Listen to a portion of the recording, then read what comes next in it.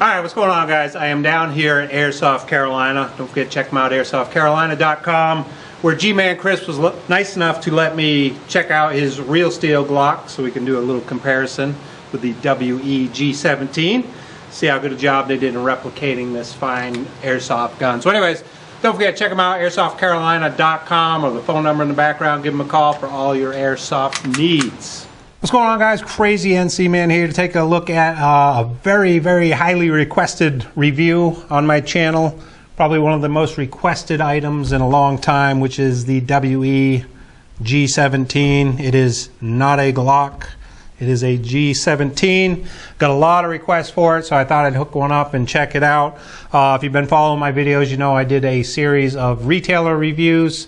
The Big Four out in California is where I started, and that's where I bought this product from Airsplat. Let's get it the right way. There we go.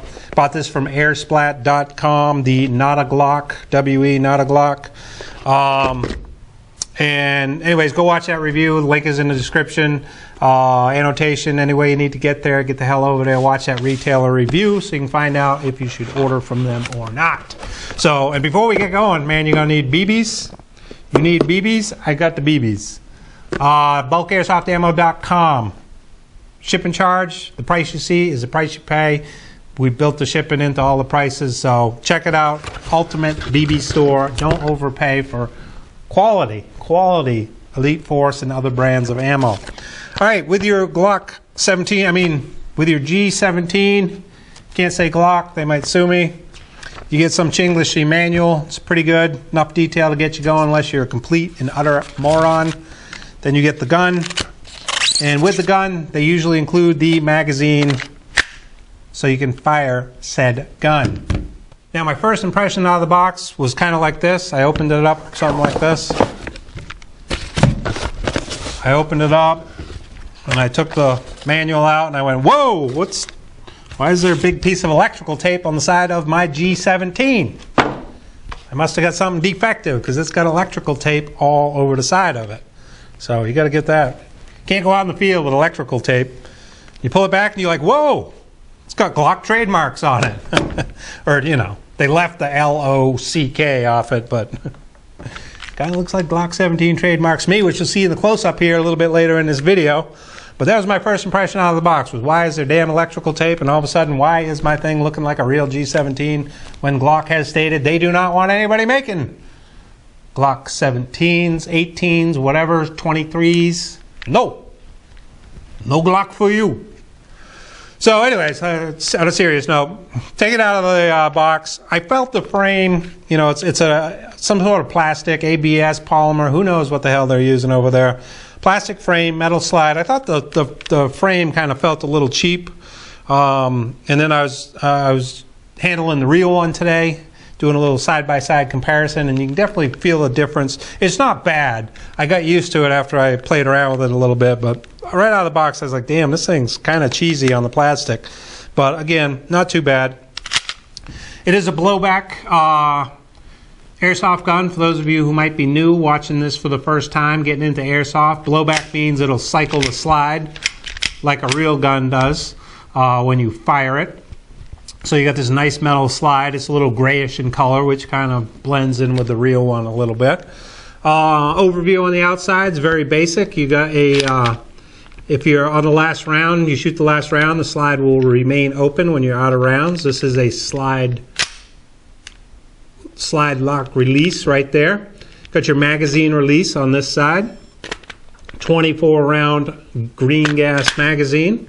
You got the little open spot here where you can install the little lanyard accessory. I don't know if it fits. If the one that fits the real Glock go in there, I'd say it probably would because it's pretty damn close. That's about it. You got two takedown buttons on either side if you want to get the slide off. You got a 14mm counterclockwise threaded outer barrel. It's got a metal outer barrel, metal inner barrel, blah blah, you know, all that crap. You got some white dot looking sights. I don't know if they glow in the dark. I'm really scared of the dark, so I haven't turned the lights off yet. So whether they glow or not, I have no idea, but they look pretty nice. And that's your basic Glock functions, your basic G17 functions. It does have the safety here on the trigger, which I'm glad to say does work properly. It does have an additional safety on the bottom right here. This is usually where the serial number is on a real one, but they've made this into a safety. That will not engage unless you have racked the slide. As you can see, I engaged it. You can't shoot it. You disengage, you can shoot it, but if the slide is not racked, that will not engage unless you go ahead and rack it. And obviously if you had a round in it, the slide would have come forward and you'd be in safe mode. But these are a little ridiculous because you got to have fingernails to get a hold of it, and I usually don't have any, so they're kind of a pain in the ass. Then you got a tactical rail up front, and that's your basic exterior of this WE G17. Now, the cons of this, the pros and cons of the gun. One, it was fairly gas efficient, not too bad. I got you get like two and a half mags out of it, so it wasn't too bad. It did shoot really nice. It shot really straight, but it had no hop-up adjustment whatsoever. Again, if you're new to airsoft, on these you have to pull these two tabs on the side, take the slide off, and your hop-up adjustments right there. No matter how much I adjusted it, I couldn't get any hop-up out of it. So I haven't taken it apart, but I'm willing to bet the nub's either stuck in there or it's just not in there, or something was put together wrong.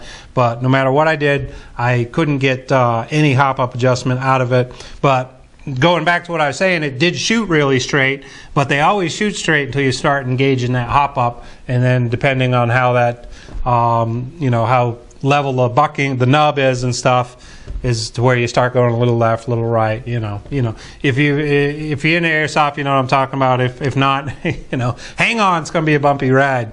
So that was my biggest complaint for the gun.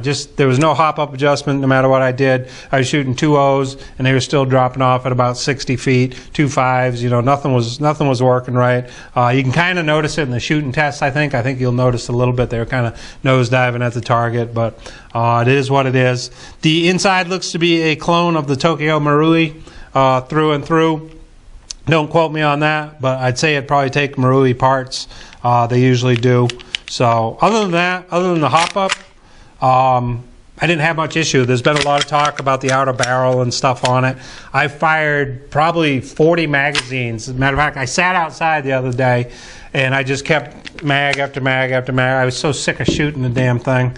But I went through about 40 mags. I didn't have any issue, and I was loading them just one after the other, shooting 2 or 3 mags, hit it with green gas again, shoot again. The thing was cold. The magazine was all cold and freezing up. The gun performed beautifully. So in that aspect, I think it's pretty decent. I didn't encounter any outer barrel problems like people were saying. The other problem I did encounter was with the fixed sights. This thing shoots maybe 8 to 10 inches too high, and I had a pretty good stance. I had my elbows supported, and so I had a pretty good sight line on it, and it was just, like I said, 8 to 10 inches too high, so they obviously didn't calculate something correctly when they made this thing. But that's not too bad. I mean, the hop-up's the worst thing. Doesn't adjust, doesn't work, so that was my biggest beef with it. But anyways, let's take a close-up here, side by side with the real Glock 17 versus the WE, not a Glock, G17. As you can see here, I have the WE G17 on the top with the threaded orange tip and a real Glock 17 on the bottom. You can see it's almost identical. The frame, the trigger, inside the trigger area is a little bit different, a little different geometry, not by much, but they're pretty much exactly the same.